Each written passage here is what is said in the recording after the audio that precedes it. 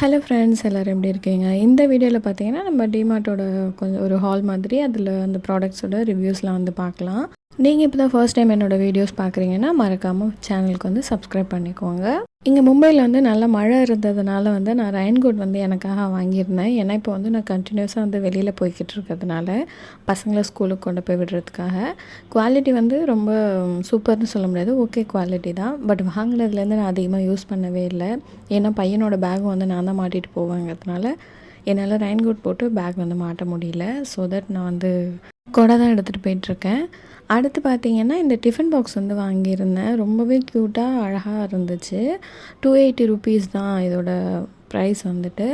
2 box வந்து வாங்கியிருந்தேன். என்னோடய பெரிய பையனுக்கு ஒன்று, சின்ன பையனுக்கு ஒன்று. சின்ன பையனும் இப்போ வந்து ஸ்கூல் போக ஸ்டார்ட் பண்ணிட்டான். அதனால் ஒருத்தருக்கு வாங்கிட்டு ஒருத்தருக்கு வாங்கலைன்னா சண்டை வரும். அதுக்காக 2ஆக வாங்கிட்டேன். அடுத்து பார்த்திங்கன்னா டிமார்ட்டில் வந்து இங்கே தேங்காயெல்லாம் வந்து 25 ருபீஸ்க்கே வந்து நல்ல பெரிய பெரிய தேங்காவாக கிடைக்கும். வெளியில் வாங்கினோன்னா 40 ரூபா சொல்லுவாங்க இந்த தேங்காவே.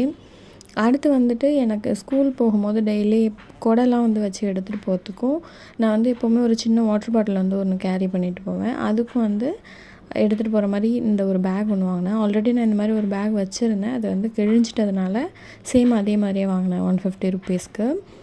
அடுத்து ஸ்கூலில் வந்து இப்போ என்ன சொல்லிட்டாங்கன்னா ஷூ அலௌடு இல்லை.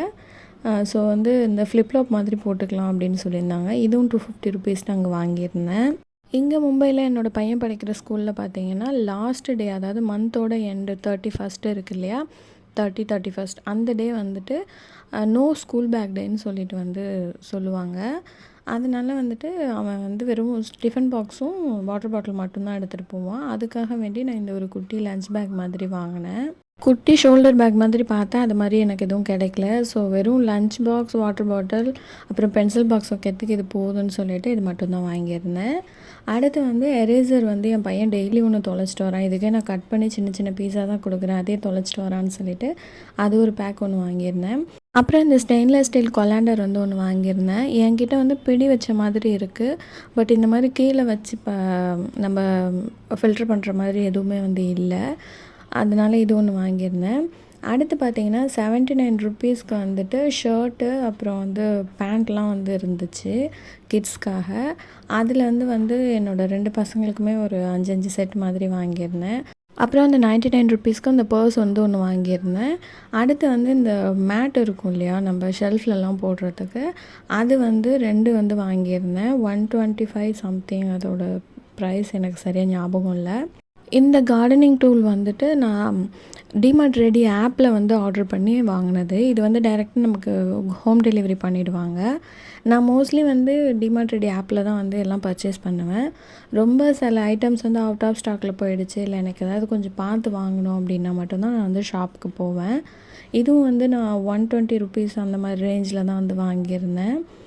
நான் வந்து பாட்ஸ்லாம் வந்து வச்சுருக்கேன், பட் எந்த பிளான்ட்டுமே வந்து போட்டால் சரியாக மெயின்டைன் பண்ண முடியல அப்படின்றதுனால சரி இன்னொரு தடவை ட்ரை பண்ணி பார்க்கலாம் அப்படின்னு சொல்லிட்டு தான் இந்த கார்டனிங் டூல் வந்து வாங்கியிருந்தேன்.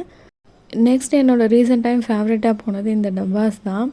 இது வந்து பார்த்திங்கன்னா பெருசுலேருந்து சின்ன சைஸ் வரைக்கும் இருக்குது. அதாவது 4 லிட்டர்லேருந்து சின்னது வரைக்கும் எனக்கு சரியாக தெரியல. பட் வந்து பெருசு வந்து 4 லிட்டர் வந்து இருக்கும்.